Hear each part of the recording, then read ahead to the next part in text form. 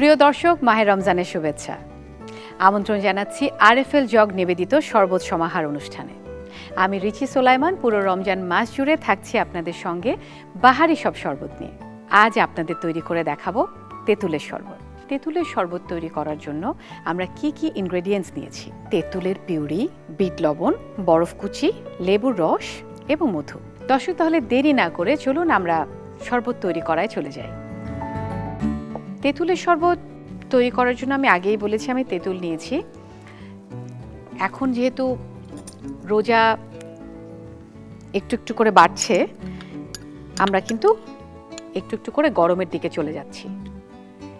তাহলে গরমের সময় আমরা জানি যে আমাদের প্রচুর টক জাতীয় জিনিস খেতে হয়, কারণ টক জাতীয় জিনিস আমাদের শরীরকে ঠান্ডা রাখে এবং যে কোনো টক আমাদের শরীরে ভাইটামিন সি দেয়। আমি এখন এখানে একটু দিয়ে দিচ্ছি বিট লবণ, এরপর দিয়ে দিচ্ছি বরফ কুচি, কারণ শরবত একটু ঠান্ডা না হলে চলেই না। বরফটা একেবারেই আপনাদের ইচ্ছে অনুযায়ী, যারা একটু বেশি ঠান্ডা খাবেন একটু বেশি বরফ ইউজ করবেন। দিয়ে দিচ্ছি লেবুর রস। লেবুর রসে পুরোটাই ভাইটামিন সি, যার আমাদের রোগ প্রতিরোধ ক্ষমতা বাড়িয়ে দেয় এবং এনার্জি দেয়। আর সেই সাথে মধু। মধু অ্যান্টি অক্সিডেন্ট, আমাদের এনার্জি দেয় এবং ভীষণ সতেজ রাখে। যে কোনো টকে কিন্তু একটু মিষ্টি ব্যবহার করলে সেটার স্বাদ আরও দ্বিগুণ হয়ে যায়। এরপর এখানে দিয়ে দিচ্ছি আমার প্রিয় জগে রাখা ফুটানো পানি, আরএফএল জগ। শরবতটা ব্লেন্ড করে নিব।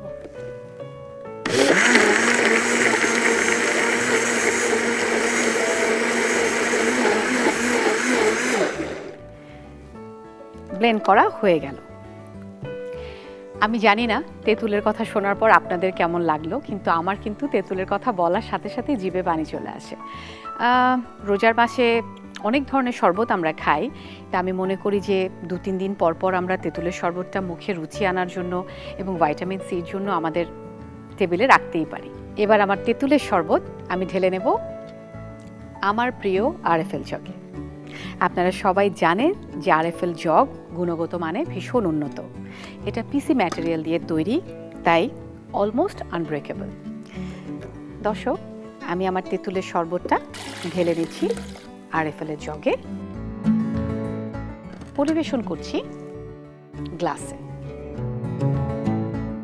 আমার কাছে মনে হয়েছে যে যেহেতু এটা তেঁতুলের সাথে পুদিনার কিন্তু একটা খুব সুন্দর কম্বিনেশন হতে পারে, সেই জন্য আমি এখানে পুদিনা দিয়ে গার্নিশ করে দেব